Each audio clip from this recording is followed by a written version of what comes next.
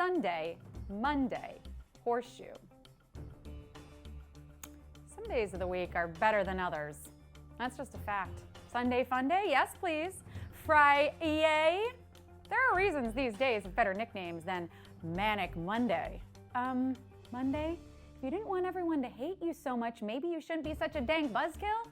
You're like the middle school dance chaperone that makes sure no one's getting too close during the Cupid shuffle and turns on all the lights to full brightness at the end of the night to get everyone out. We get it. You're single way longer than you wanted to be and bitter about it.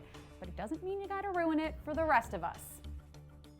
I didn't ruin the answer, did I? Horseshoes? That's a Saturday tailgate game. Question 2. Which number is not used to fill in one of the 81 boxes in a Sudoku puzzle? 8, 9, 10. Which number is not used to fill in one of the 81 boxes in a Sudoku puzzle? 8, 9, 10.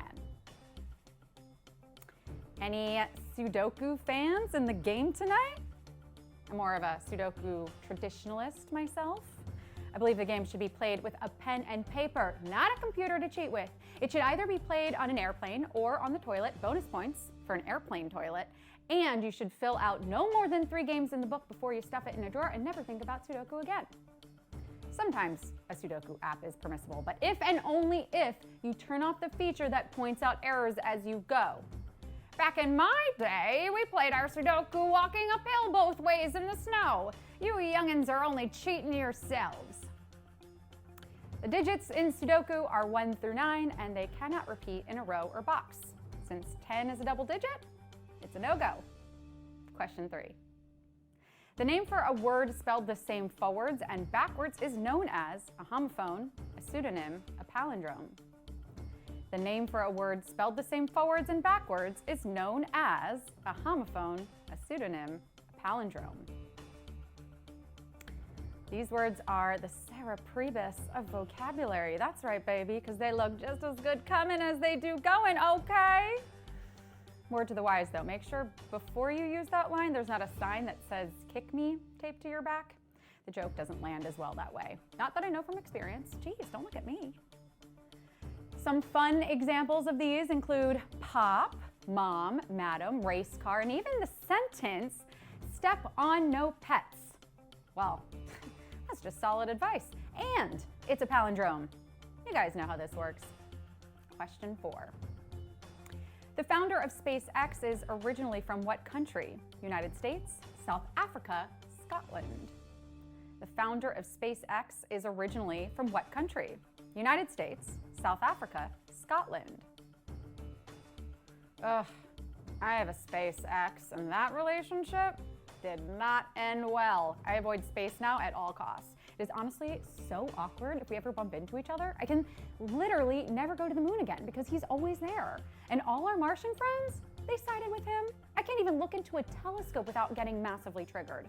Look, sometimes exes can be friends, but I am so happy to be out of that dude's orbit. I could talk crap about past relationships all day, but I would much rather tell you that Elon Musk is the founder of SpaceX. And although he operates out of the US these days, he was born in South Africa. How was that for a launch pad into question 5? In a recent online video, what was the reason Steve from Blue's Clues gave as to why he left the show? He went to college, he got a job, he got married. In a recent online video, what was the reason Steve from Blue's Clues gave as to why he left the show? He went to college, he got a job, he got married. Quick question. Did we ever find out why Blue was leaving all those clues? Like, why couldn't she just ever come out and say what she wanted us to do? Those blue paw prints all over the house kind of have the same energy as an angry roommate Post-it note about remembering to do the dishes. Okay, Tiffany, you could have just said it. And the cleanup. Blue, these are freshly pressed white linen sheets. Down, girl, down. You know you're not supposed to be on the bed. Crate. Steve showed us everything from how to get the mail to how to sit down in our thinking chair. Wonder what he could teach us now that he's been to college. The guy truly majored in being a total class act. Question 6. Wilson from Castaway starring Tom Hanks is what type of sports equipment? Golf club, tennis racket, volleyball. Wilson from Castaway starring Tom Hanks is what type of sports equipment? Golf club, tennis racket, volleyball. Do we think it's just a little bit funny that Tom Hanks pined after his friend Wilson in this movie, but then he's also married to Rita Wilson? Is Castaway just a love letter to his wife? That's so sweet, babe, but maybe next time just a dozen long stem roses. Thank you so much. No, in this movie, as the title would suggest, Tom Hanks' character gets stranded on a desert island, and I mean, how lonely. You know, lonely people die faster than people with a community. It's true. So yeah, if you gotta make friends with a volleyball to stay alive, then that's what you do. No judgment on my end. Question 7. Which author would not have been associated with the lost generation in Paris? Ezra Pound, Sylvia Plath, Ernest Hemingway. Which author would not have been associated with the lost generation in Paris? Ezra Pound, Sylvia Plath, Ernest Hemingway. Hey guys, after reading through this question again, I think I figured out where they were. Paris, duh. Context clues. Okay, well, I found the lost generation, okay? Case closed. You can all go home for the evening. We'll do the same thing, same time, same place tomorrow. Okay, nice work, goodbye. No, it wasn't a whole generation doing a massive Where's Waldo. They were lost more in a spiritual sense after most of them served in World War I. So where did a lot of them go to find themselves? F. Scott Fitzgerald and Gertrude Stein did a whole Eat, Pray, Love in Paris. Sylvia Plath was equally depressed as all these artists, but came onto the scene a few years later. Question 8. Which of the following national flags does not include the color Kermit the Frog sings about his complexion being? Bhutan, Saudi Arabia, Lesotho. Which of the following national flags does not include the color Kermit the Frog sings about his complexion being? Bhutan, Saudi Arabia, Lesotho. If you tuned into the pre-show, you know this one. I'll say this. Kermit does sing about the rainbow connection, which technically includes all the colors, of course. And you all are lovers and dreamers, so you know that. The other song Kermit sings that specifically applies to his skin tone, that's the one we're looking for. And I mean, dang, I think it's hard finding makeup that matches my skin. Where do you think Kermit's hair and makeup had to go to find the right shade for him? I hear he and the Grinch use the same team. Kermit tells us it's not easy being green, and the only flag on this list that doesn't include that hue? Bhutan. Question 9. The famously incorrect headline from the 1948 U.S. election erroneously said this politician defeated Truman. Dewey, Nixon, Stevenson. This headline erroneously said this politician defeated Truman. Dewey, Nixon, Stevenson. Yes, polling is super fun and oftentimes not accurate. We've seen it in recent elections, but it also happened in this one in the mid-20th century. The Chicago Daily Tribune, for example, was so sure Truman was going to lose, they had this incorrect headline printed en masse and ready for distribution.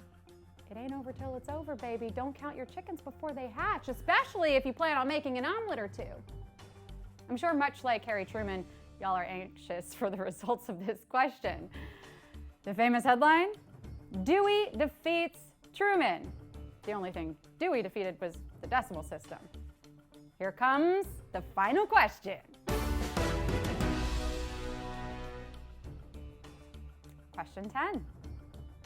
The Italian polymath known for pushing the Copernican model of the solar system was born in the same city as what landmark? St. Mark's Square, the Leaning Tower of Pisa, the Trevi Fountain. This guy was born in the same city as what landmark? St. Mark's Square, the Leaning Tower of Pisa, the Trevi Fountain. So to be clear, he didn't invent this model, okay? Copernicus did. But this guy went to bat for this idea. Basically, he was a huge Copernicus stan. Probably had a whole Tumblr page dedicated to Copernicus. You get the idea. But his championing of Copernicus's model got our friend into a lot of trouble with none other than the Catholic Church. Historically, a very easy institution to get into trouble with.